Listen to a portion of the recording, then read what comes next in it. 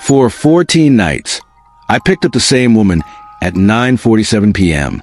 Same corner, same destination, same sad smile. Then I saw the flowers by the roadside, the candles, the photograph.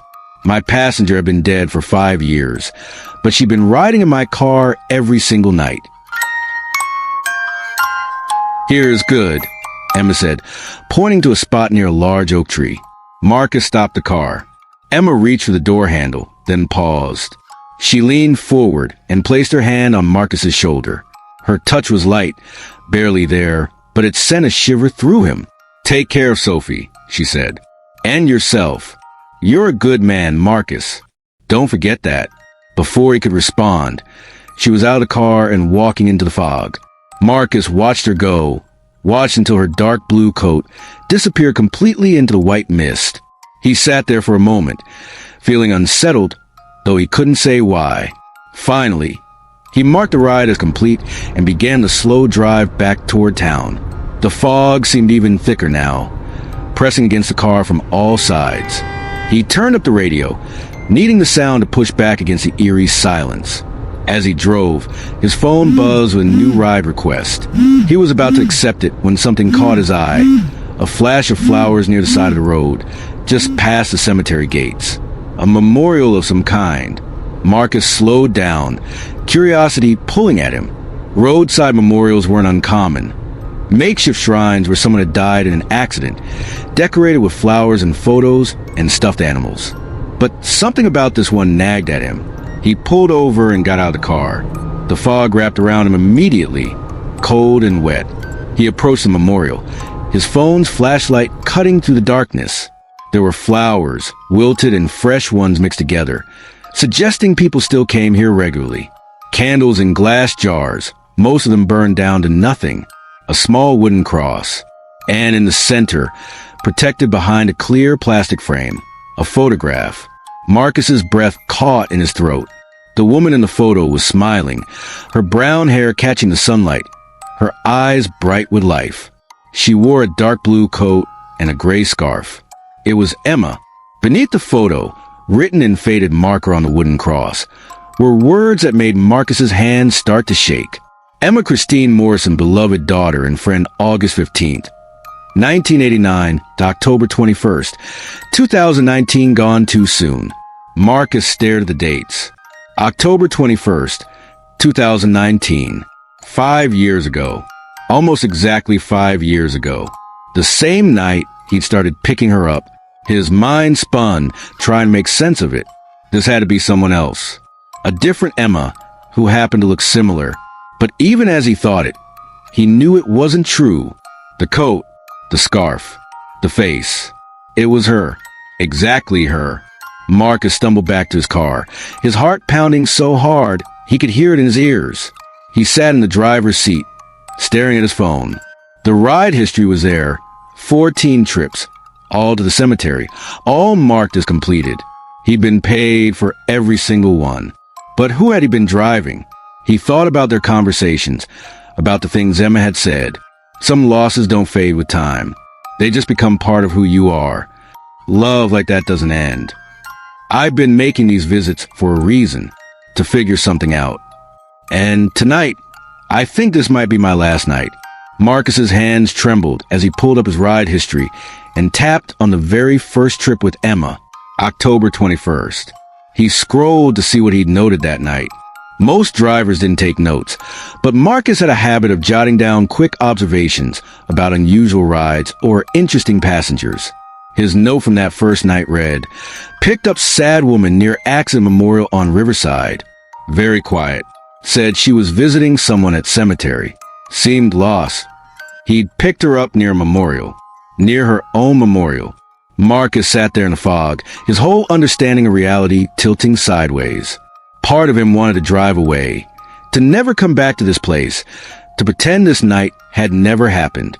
But another part of him, the part that had spent 2 weeks talking to Emma, learning about her, caring about her, needed to understand.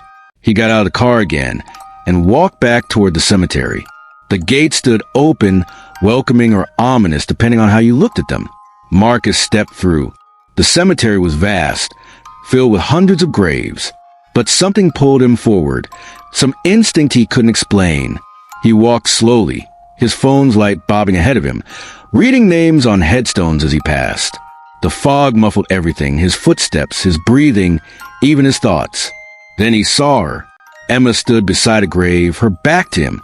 The fog swirled around her, making her seem insubstantial, like she might disappear any second. Marcus's feet kept moving, carrying him closer even as his mind screamed at him to run. "Emma?" His voice came out as barely a whisper. She turned slowly. Her face looked different now, younger somehow and infinitely sad. But she smiled when she saw him. "You found it," she said. "I wondered if you would." "Found what?" "Emma, I don't understand. That memorial back there, it has your name, your photo. It says you died 5 years ago." "I did." The words hung in the air between them. Marcus felt like the ground had turned to water beneath his feet. "That's not possible. I've been driving you for 2 weeks. We've talked. You've paid for the rides. I know." Emma's voice was gentle, patient. "It doesn't make sense. I know it doesn't. But sometimes things happen that don't fit into the rules we think the world follows." Marcus's legs felt weak. He sat down heavily on a nearby bench, his mind racing. "Are you a ghost?" The words sounded ridiculous, saying it out loud, like something from a child's scary story. But what else could she be? Emma sat beside him. Though Marcus noticed she didn't quite settle onto the bench the way a living person would. She seemed to rest on it, like a bird landing on a branch. "I don't know what I am," she admitted. "For 5 years, I've been in between. Not fully gone, but not really here either. I've been trapped, Marcus. Trapped in the moment of my death, unable to move forward." "What happened to you?" Emma looked out into the fog. It was October 21st.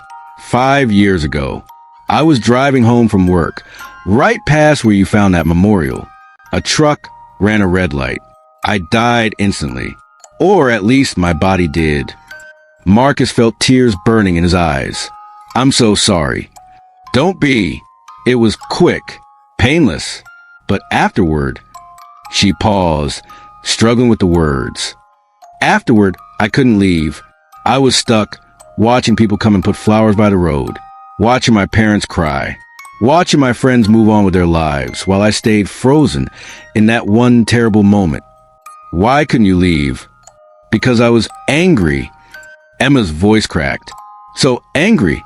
The driver who hit me. He was drunk. He survived with barely a scratch.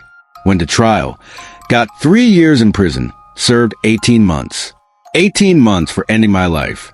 And I stood in that courtroom, screaming at him, screaming at the judge, screaming at the unfairness of it all. But no one could hear me." Marcus reached out without thinking and took her hand. It felt real, solid and warm and undeniably there. Emma looked down at their joined hands with wonder. "You can touch me," she whispered. "No one's been able to touch me in 5 years." Marcus didn't let go. He couldn't, despite everything. The impossibility, the fear that should have been coursing through him.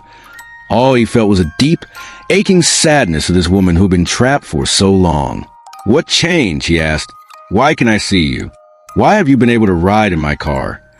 Emma's eyes glistened with tears that caught the faint moonlight filtering through the fog. "I don't know exactly. That first night, October 21st, the anniversary of my death, I was standing by the memorial like I did every year, reliving it, hating him. And then you pulled up, you stopped to help that elderly man with his groceries, remember? Right there, right where I died. And I watched you. I watched how gentle you were with him. How you wouldn't take the tip at first. How you made sure he was safe before you drove away. And I thought..." She paused, wiping at her eyes.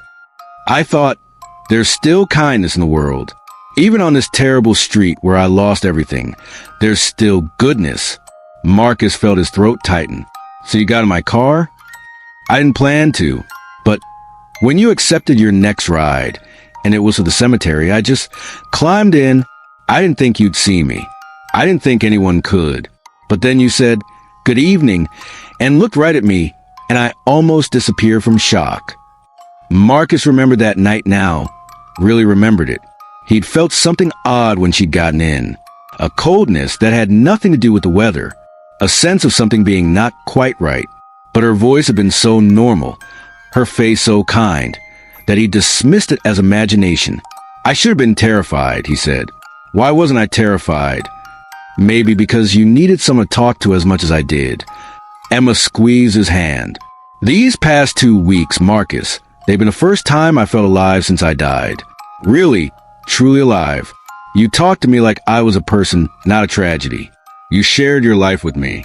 Your daughter, your father, your hopes and regrets. You gave me what I'd lost, connection, meaning.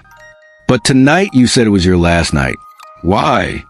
Emma stood up, and Marcus felt the loss of her hand in his like a physical ache. She walked over to a nearby grave, and he followed. The headstone was simple, made of gray granite, with fresh flowers placed at its base. Emma Christine Morrison, beloved daughter, until we meet again. This is where they buried me, Emma said softly. I've stood here almost every night for 5 years, staring at my own name, unable to understand how I could be both here and not here, unable to let go of my anger, unable to forgive. Forgive who? Him, the driver. Emma's voice hardened. Michael Patterson, 23 years old, had his whole life ahead of him. He made one stupid, selfish decision, and I paid for it with everything I had. I was 29, Marcus. I'd just gotten promoted at work. I was dating someone I thought I might marry.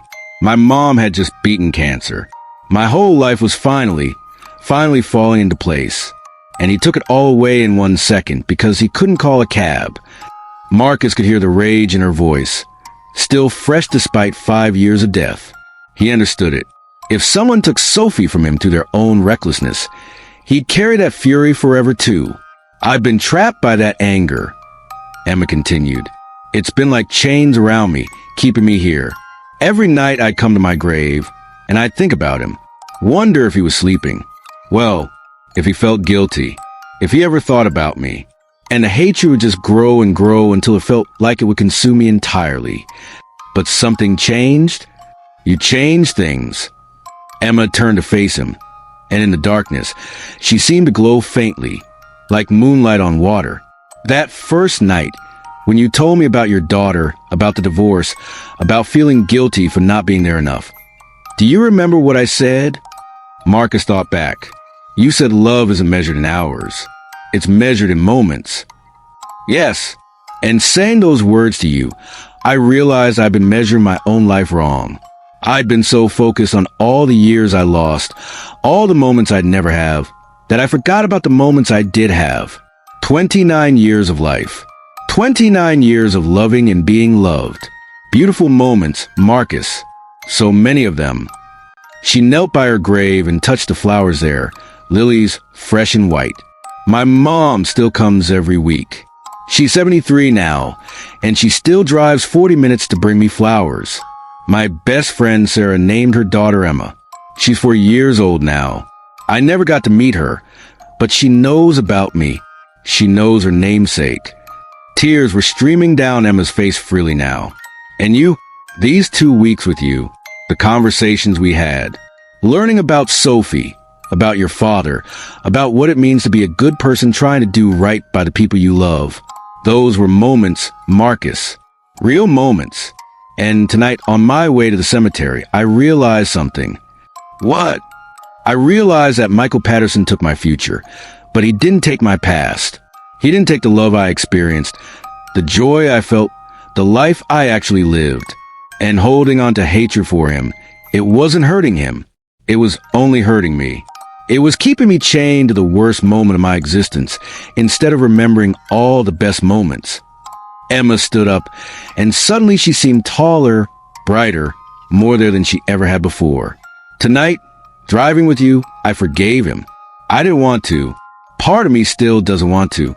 But I did it anyway, because I'm tired, Marcus. I'm so tired of being angry. I'm tired of being stuck. And I'm ready to go home. Home. Marcus's voice broke on the word. Where's home? I don't know exactly, but I can feel it now. like a door I couldn't see before, suddenly standing open, waiting for me. She smiled, and it was the most beautiful, heartbreaking thing Marcus had ever seen. I think my dad is there. He died when I was 12. I've missed him so much. Marcus felt like his heart was being crushed. He'd only known Emma for 2 weeks. Only really known her for the past 10 minutes. But the thought of losing her felt unbearable. Do you have to go? Yes. Emma's voice was gentle but certain. I should have gone 5 years ago. I've already stayed too long. Will it hurt? I don't think so. I think it'll feel like waking up from a long, confusing dream. She reached out and cupped Marcus's face with both hands. They were warm. Real. Thank you, Marcus. Thank you for seeing me. For talking to me. For reminding me what it means to be human. You gave me the greatest gift. You gave me a reason to let go of my anger and remember love instead. Marcus couldn't stop the tears now. They rolled down his cheeks and into Emma's palms. I don't want you to go. I know, but you have to keep living, okay? You have to go home and call Sophie, even though it's late. Tell her you love her. Tell her about the stars and black holes and all the wonders of the universe. And forgive yourself for the divorce. Forgive yourself for not being perfect. You're a good father, Marcus. You're a good man.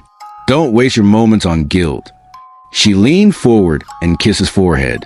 It felt like sunlight, like summer rain, like every good memory he'd ever had condensed into one sensation. Goodbye, Marcus. Wait. Marcus reached for her, but she was already fading. Her body became translucent, like glass, like crystal, like morning mist burning away in the sun. Emma, wait. But she was smiling, and she looked peaceful in a way he'd never seen her before. Young and whole and free. Thank you, she whispered, and her voice seemed to come from everywhere and nowhere at once. Thank you for being kind. And then she was gone. Marcus stood alone in the cemetery, surrounded by fog and silence and the weight of impossible truth. He stared at Emma's grave, at the flowers, at her name carved in stone. His phone felt heavy in his pocket, his car keys pressed against his hip. The world around him was solid and real. The damp grass beneath his shoes, the cold air on his face, the distant sound of traffic from the highway. But Emma had been real too. She had been. Marcus didn't know how long he stood there. It might have been minutes. It might have been an hour. Time felt strange, elastic, unreliable. Eventually, the cold began to seep through his jacket, and he realized he was shivering. He walked slowly back to his car, his legs unsteady. Everything looked different now. The headstones, the oak trees, the fog itself. The world had revealed itself to be stranger and more mysterious than he'd ever imagined, and he wasn't sure how to reconcile that with the ordinary life he'd been living. His phone buzzed with another ride request as he reached his car. He stared at it for a long moment, then declined. He couldn't pick up another passenger tonight. Couldn't pretend to make small talk about the weather or their weekend plans. Not after this. Marcus got in his car and just sat there, engine off, hands on the steering wheel. Then he remembered Emma's last words. Call Sophie. Tell her you love her. It was nearly 11 p.m., way past Sophie's bedtime. His ex-wife would be annoyed. But Marcus pulled out his phone anyway and dialed. Marcus. Jennifer's voice was sharp with worry. Is everything okay? It's late. I'm fine. I need to talk to Sophie. Please. Just for a minute. There was a pause, then a sigh. Okay, hold on. He heard muffled voices. Footsteps. A door opening. Then, Daddy? Sophie's voice was sleepy, confused. Are you okay? I'm perfect, sweetheart. I'm sorry for calling so late. I just wanted to tell you something. What? Marcus closed his eyes, and for a moment, he could have sworn he felt Emma's presence beside him. Warm, approving, encouraging. I wanted to tell you that I love you. So much. More than all the stars in the universe. I love you too, Daddy. Sophie yawned. Are we still getting pancakes on Saturday? We are. And Sophie, I'm proud of you. I'm so proud of you for wanting to be an astronaut, for being curious about the world, for being such an amazing person. I don't tell you that enough. You tell me all the time, Sophie said, her voice holding that particular tone of gentle exasperation that children get when their parents are being weird. Daddy, did something happen? No, baby. Everything's fine. I just realized that life is short, and the people we love need to know we love them. Every day, not just sometimes. Okay, Daddy, can I go back to sleep now? Marcus laughed, the sound breaking through his tears. Yes. Sweet dreams, sweetheart. Sweet dreams. The line clicked off. Marcus sat holding his phone, feeling lighter somehow, feeling like he'd honored something important, kept a promise to someone who had needed his kindness more than he'd ever known. He started the car and began the drive home, leaving the cemetery behind. The fog was finally starting to lift, revealing stars above, thousands of them scattered across the sky like diamonds on black velvet. Marcus thought about Emma seeing her father again. He thought about his own father, and whether they'd meet again someday in whatever came after this life. He thought about Sophie, sleeping soundly in her bed, dreaming of space and distant planets. And he thought about Emma's words, love isn't measured in hours, it's measured in moments. As Marcus drove through the empty streets, his phone buzzed again, another ride request. He almost declined it, but then he looked at the pickup location, corner of Riverside and 14th Street. His heart stuttered. It wasn't possible.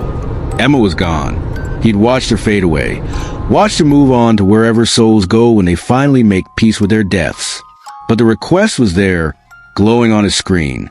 Marcus's hands were shaking as he accepted it. He didn't understand what was happening. Didn't know if this was real or if grief was playing tricks on his mind. But he turned the car around and headed back toward Riverside Drive. The fog had cleared completely now. The street lamps cast steady yellow light across the pavement. Everything looked normal, ordinary, mundane. Marcus pulled up the corner where he'd picked up Emma so many times before. There was no one there. He waited, his heart pounding, watching the empty sidewalk. 1 minute passed. 2, 5. The app marked the passenger as a no-show. Marcus sat there anyway, unable to make himself leave. Part of him desperately wanted Emma to appear, to prove that tonight had been real, that she still existed somewhere. But she didn't come. After 15 minutes, Marcus finally accepted the truth. Emma was gone. Really, truly gone. And this last ride request. Maybe it was just a glitch in the app, or maybe it was Emma's way of saying goodbye one final time. He'd never know for sure. He marked the ride as completed and began driving home again. But this time, he noticed something he'd never seen before. On the memorial where he'd found Emma's photo, someone had left new flowers. Fresh white lilies, their petals perfect and pristine. And tucked among them was a small card. Marcus pulled over and walked the memorial, his breath forming clouds in the cold night air. He picked up the car with trembling fingers and angled it toward the streetlight. In handwriting he'd never seen before, but somehow recognized, it read, "For Marcus, thank you for the moments. Keep making them count. E." Marcus stood there on the corner where Emma had died, holding a card that shouldn't exist, given to him by a woman who had been dead for 5 years. The impossibility of it all crashed over him like a wave, and he started to laugh. Not from humor, but from a sheer overwhelming strangeness of existence. We spend our lives thinking we understand how the world works.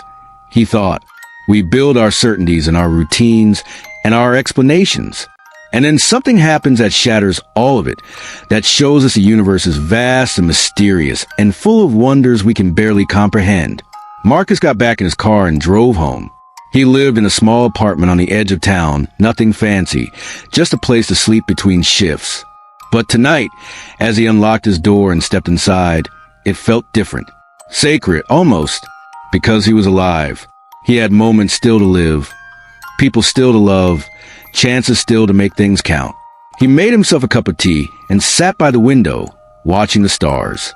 Somewhere out there, he thought, Emma was finally at peace, finally home. And somehow, impossibly, he'd been part of that journey. His phone buzzed one more time. Not a ride request this time, but a notification. A 5-star rating from his last passenger, left just moments ago. The passenger's name in the app was simply listed as E. And the comment read, kind driver, made me believe in goodness again. 5 stars. Marcus smiled through his tears and whispered into the quiet of his apartment. Goodbye, Emma. Thank you for choosing my car. The night stretched on, full of silence and starlight, and Marcus sat there, holding his phone, thinking about fate and choices and the mysterious ways that souls touch each other across the boundaries of life and death. Tomorrow, he would drive again. He would pick up passengers and listen to their stories and maybe, just maybe, be the kindness that someone desperately needed, because that's what Emma had taught him. Every person you meet is carrying something, some burden, some grief, some unfinished business with the universe. And sometimes, without even knowing it, you can be the thing that sets them free. Marcus didn't sleep that night. He tried. He lay in bed staring at the ceiling, listening to the distant hum of traffic and the occasional wail of a siren somewhere in the city. But every time he closed his eyes, he saw Emma fading away, her smile peaceful and her body turning to light. He saw the memorial with her photograph. He heard her voice, "Thank you for being kind." At 4:47 a.m., he gave up and made coffee, strong and black, the way his father used to drink it. He sat at a small kitchen table and looked at his phone, scrolling through the ride history. All 14 trips with Emma were still there, each one marked complete, each one paid for. He clicked on the earliest one and read his own note again. Picked up sad woman near accident memorial on Riverside. Very quiet. Said she was visiting someone at cemetery. Seemed lost. Lost? That's exactly what she'd been. Lost between worlds. Trapped by anger and grief, unable to move forward or back. And somehow, for reasons Marcus still didn't fully understand, his ordinary kindness, his simple act of treating her like a person instead of ignoring her like everyone else had for 5 years, had been enough to set her free. The weight of that felt enormous, crushing and beautiful all at once. Marcus's hand shook as he set down his coffee cup. He needed to talk to someone about this, needed to share the impossible thing that had happened. But who would believe him? His ex-wife would think he'd lost his mind. His friends would laugh it off as a weird dream or exhaustion-induced hallucination. Even he wasn't entirely sure he believed it, despite the evidence burning a hole in his pocket. The card with Emma's handwriting, soft and real against his fingertips. He pulled it out and read it again. For Marcus, thank you for the moments. Keep making them count. E. The paper was real. The ink was real. The handwriting was real. But Emma was dead, had been dead for 5 years. Marcus rubbed his face hard, trying to reconcile these two truths that couldn't exist together, but somehow did. His rational mind wanted to find explanations. Maybe someone who knew Emma had left the card as part of some memorial tradition. Maybe he'd been so tired that he'd hallucinated the whole conversation in the cemetery. Maybe Emma had been real but alive, just visiting a relative's grave who happened to have the same name, and he'd gotten confused about the photo on the memorial. But none of those explanations felt true. They felt like lies he was trying to tell himself because the truth was too strange to accept. The truth was that he'd spent 2 weeks driving a ghost. The truth was that his kindness had somehow reached across the barrier between life and death. The truth was that the universe was stranger and more merciful than he'd ever imagined. Marcus stood up and walked his window. Dawn was beginning to break, painting the sky in shades of pink and gold. A new day, another chance, another collection of moments waiting to be lived. He thought about what Emma had said. You gave me what I'd lost, connection. Meaning, for 5 years, she'd been invisible, screaming and no one heard, present but unseen, desperate to be acknowledged, to matter, to still exist in some way that meant something. And then Marcus had looked at her and said, "Good evening." Such a small thing. 2 words. A basic courtesy that most people offer without thinking. But for Emma, it had been everything. Marcus felt something shift inside him then, some fundamental understanding clicking into place. He'd spent 3 years driving people around, viewing it as just a job, a way to pay bills and fill the lonely hours. He'd been polite, professional, safe. But he'd kept himself separate, protected. He'd learned early that getting too involved with passengers' lives was exhausting, that maintaining boundaries was essential for survival. But what if that wasn't the point? What if the point was exactly the opposite? To break down those boundaries, to really see the people who climbed into his car, to offer not just transportation, but genuine human connection. What if every passenger was carrying something invisible, some burden or grief or desperate need, and they had the power to lighten it just by paying attention, by caring, by treating them like they mattered? The thought was overwhelming, but it also felt right in a way that made his chest ache. Marcus picked up his phone and opened his contacts. He scrolled to Sophie's name and sent a text, even though she wouldn't see it until she woke up. "Good morning, sweetheart. I love you. Can't wait for pancakes on Saturday. Want to hear all about what you learned in school this week." Then he scrolled to his ex-wife's number. They didn't text often anymore. Just logistics about Sophie, drop-off times, and school events. But he typed, "Jennifer, I know we haven't always gotten along since the divorce, but I want you to know I appreciate everything you do for Sophie. You're a good mom. Thank you." He sent it before he could second-guess himself. Next was his friend Danny, the one who called in sick and whose shift Marcus had covered that first night. "Hey man, hope you're feeling better. Want to grab coffee sometime? Been too long since we actually talked." Marcus set down his phone and looked around his apartment. It was sparse, functional, temporary. He'd moved in after the divorce and had never really settled, never hung pictures or bought proper furniture. It was just a place to sleep between shifts, nothing more. But maybe it was time to change that. Maybe it was time to stop living like he was waiting for his real life to start and accept that this was his real life. These were his moments. This was all anyone ever got, a collection of nows strung together like pearls on a thread, and he could choose to make them count. By the time the sun had fully risen, Marcus had made a decision. He would drive tonight, like always, but he would drive differently. He would pay attention. He would see people, really see them. He spent the day cleaning his apartment, a task he usually avoided. As he scrubbed and organized, he found himself thinking about Emma constantly, wondering where she was now, hoping she found her father, found peace, found whatever came after the anger finally let go. His phone buzzed around noon. A text from Jennifer. "That's surprisingly nice. Thank you. Are you okay?" Marcus smiled and replied, "I'm good. Really good. Something happened last night that reminded me what's important.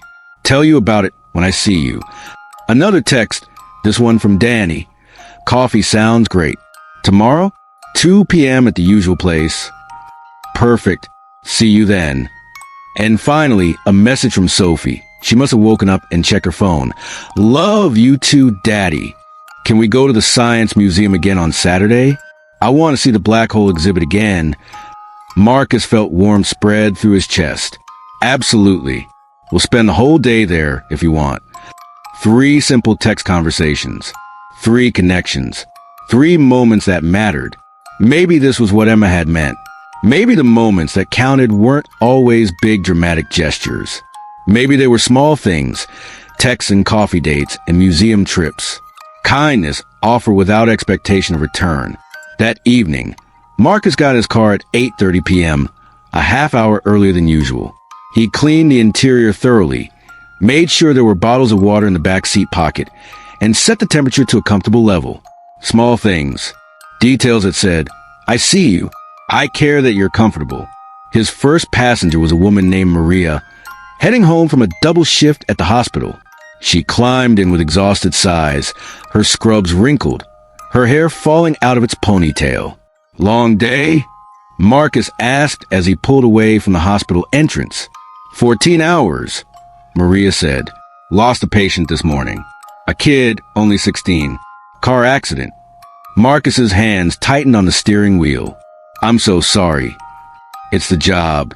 You'd think after 12 years I'd be used to it, but..." Her voice cracked. "You never get used to it. Not really."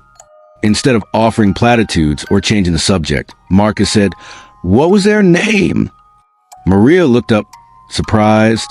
"What?" "The patient. What was their name?" "Julian." Maria's eyes filled with tears. "Julian Martinez. He wanted to be a veterinarian.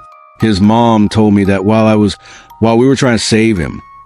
"Julian, Marcus repeated softly. That's a good name. I'm sorry the world lost him. I'm sorry you had to lose him too. Maria was crying now, quietly in the back seat. No one ever asks their names, she whispered.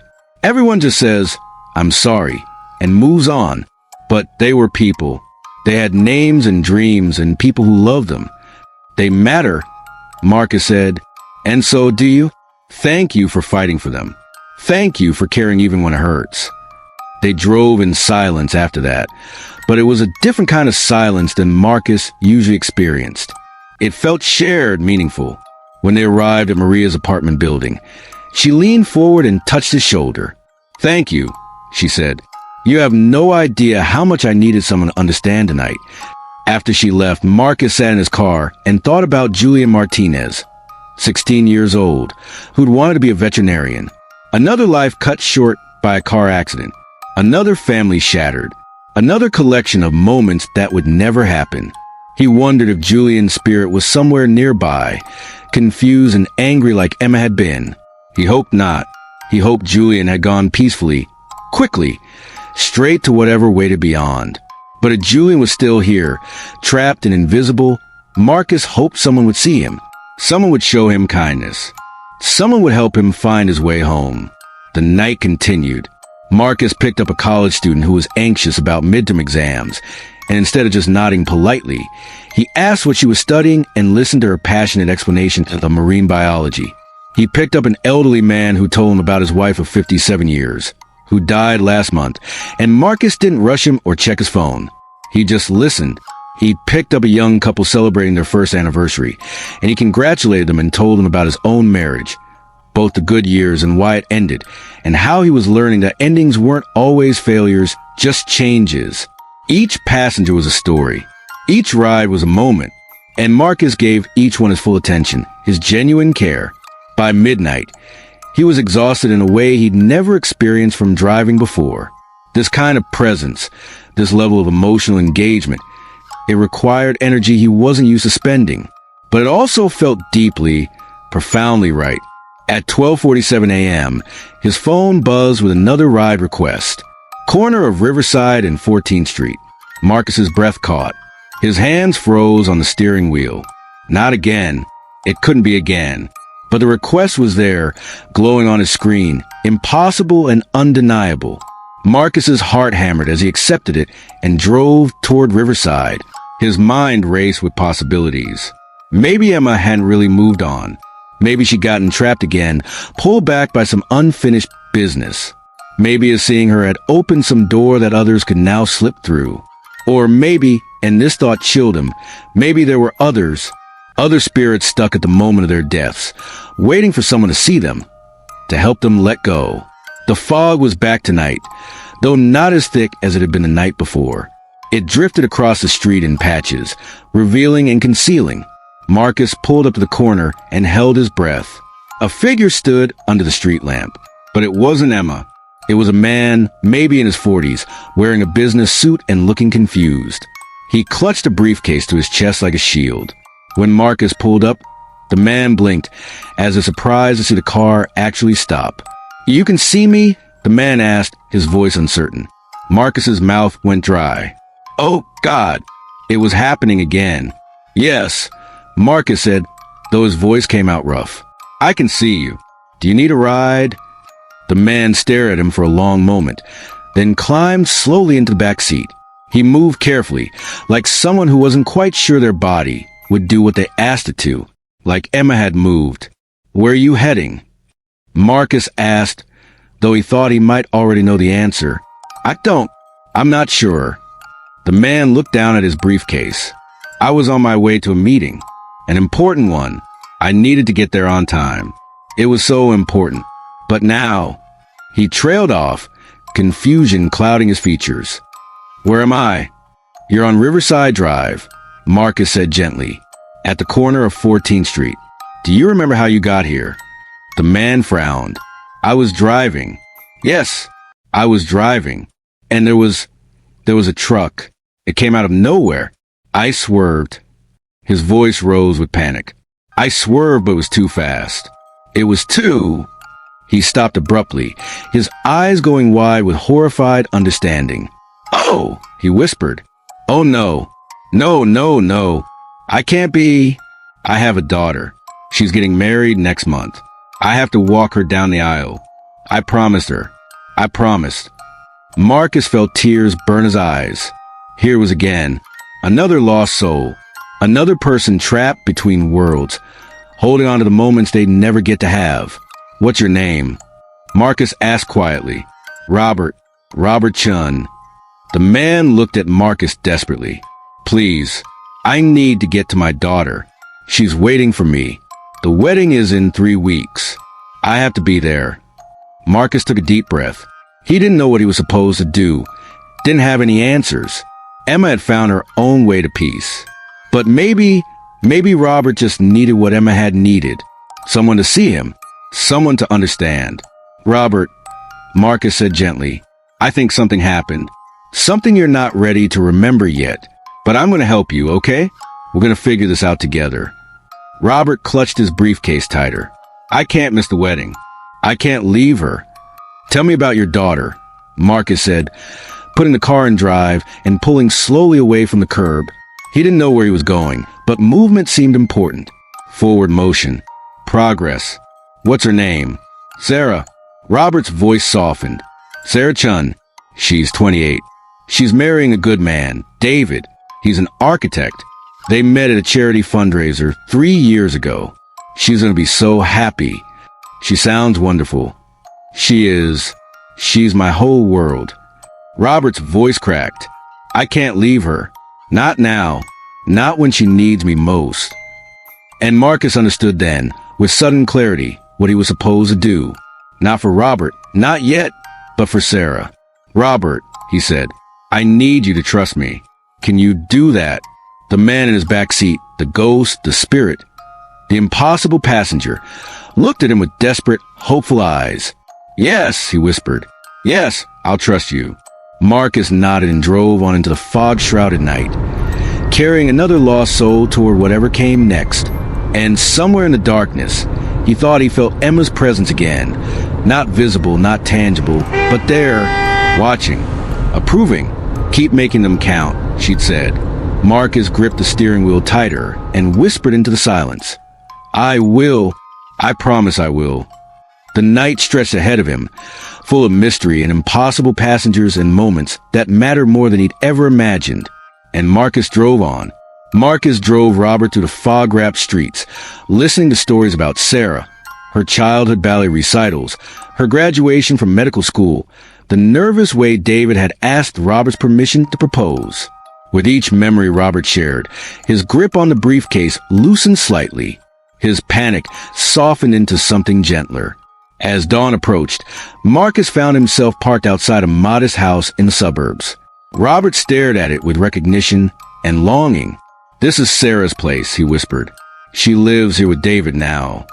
Through the front window, they could see a young woman in pajamas, sitting at the kitchen table with a cup of coffee. Even from the car, Marcus could see the sadness in her posture, the weight she carried in her shoulders. "She can't see me, can she?" Robert asked, though he already knew the answer. "No," Marcus said gently, "but that doesn't mean you can't be there for her." Robert looked at him, confused. "How?" "Love isn't measured in hours, Robert. It's measured in moments. You gave Sarah 28 years of moments. You taught her how to be strong, how to be kind, how to choose a good partner. You did walk her down the aisle. Maybe not the one she's planning, but down every important path in her life so far. And those moments don't disappear just because you're gone. They're part of who she is now. They'll be with her at the wedding, at the altar, for the rest of her life." Tears streamed down Robert's face. "But I wanted to be there. I wanted to see her happy." "You already did see her happy. 28 years of happiness. And she'll be happy again because you taught her how. That's the gift you gave her. That's the moment that counts most." Robert was quiet for a long time, watching his daughter through the window. Slowly, gradually, he began to glow the way Emma had.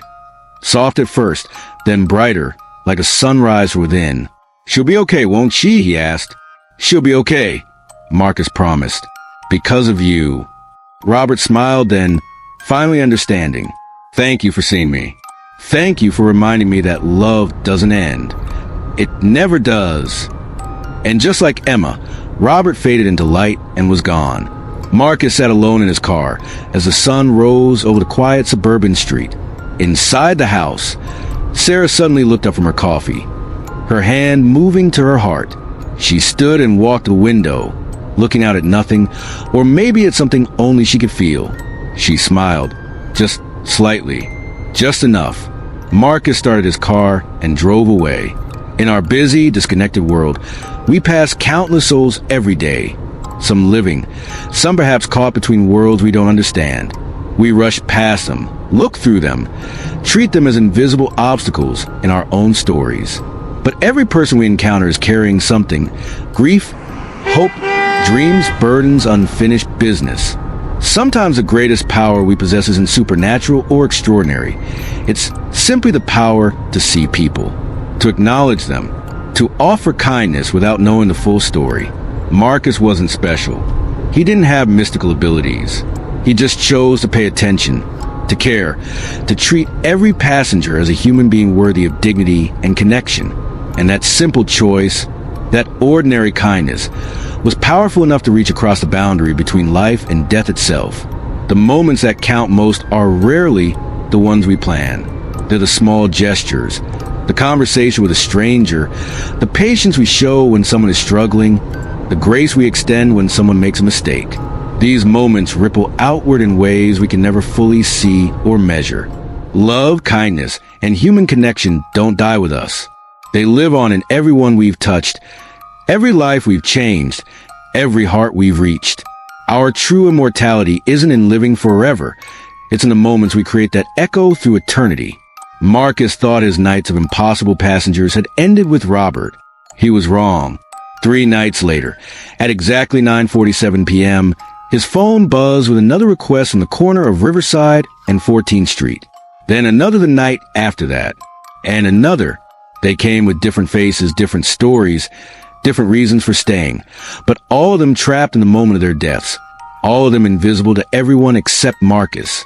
A teenage girl who'd been texting while driving.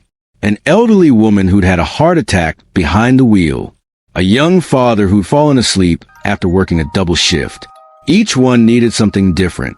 Each one required Marcus to find new wells of compassion, new reserves of strength.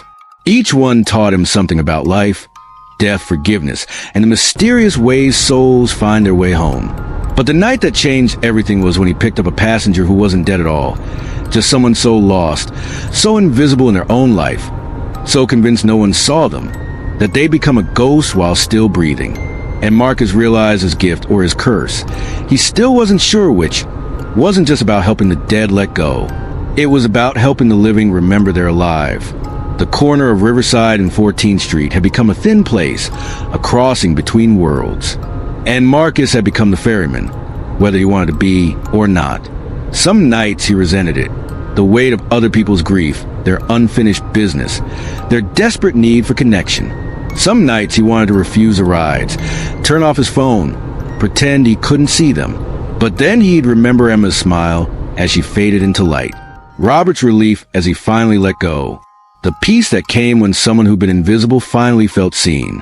And he'd accept the ride.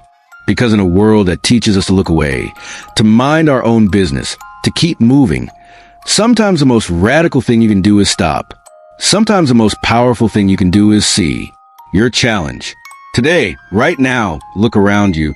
Really look. See the barista who made your coffee. The delivery driver who brought your package. The co-worker who seems quieter than usual. The family member who always says they're fine, but whose eyes tell a different story. See them. Ask one genuine question. Listen to one full answer without checking your phone. Offer one moment of authentic connection without expecting anything in return. Because here's the truth Marcus learned. We're all a little bit like ghosts sometimes. Going through the motions. Feeling invisible. Wondering if we matter. Waiting for anyone, to prove that we're still here, still real, still worthy of being seen. You have the power to be that person for someone today. You don't need to pick up hitchhiking spirits or have supernatural encounters. The magic is much simpler and much more powerful than that. It's in your attention, your kindness, your willingness to treat every person you meet as fully human. 3 actions you can take right now. Text someone you've been meaning to reach out to, not with an excuse or an apology for not talking sooner, just with genuine care. Tell them they matter. Tell them you're thinking of them. Make eye contact with the next person who serves you. Learn their name if you can. Thank them specifically for something. See them as a whole person, not just a function. Ask someone, "How are you really?" and wait for the actual answer. Don't accept fine or okay if their face tells you different. Give them permission to be honest. Give them the gift of being seen. The dead aren't the only ones who need someone to acknowledge their existence. The living need it too. Share your story. If this story moved you, don't let it end here. Share it with someone who needs to know they're seen. Tell us about a time when a stranger's kindness changed your perspective, or when you offer a moment of connection that mattered more than you expected. Use the hashtag the moments that count to share how you're choosing to see people today. Because Emma was right. Love isn't measured in hours. It's measured in moments. And your moments start now. What corner will you stop at today? Who will you finally see? The world is full of invisible passengers waiting for someone like you. Someone willing to look, to listen, to care. Don't let them wait any longer. Drive with purpose. Live with intention. Make your moments count. Thank you for being kind. Emma.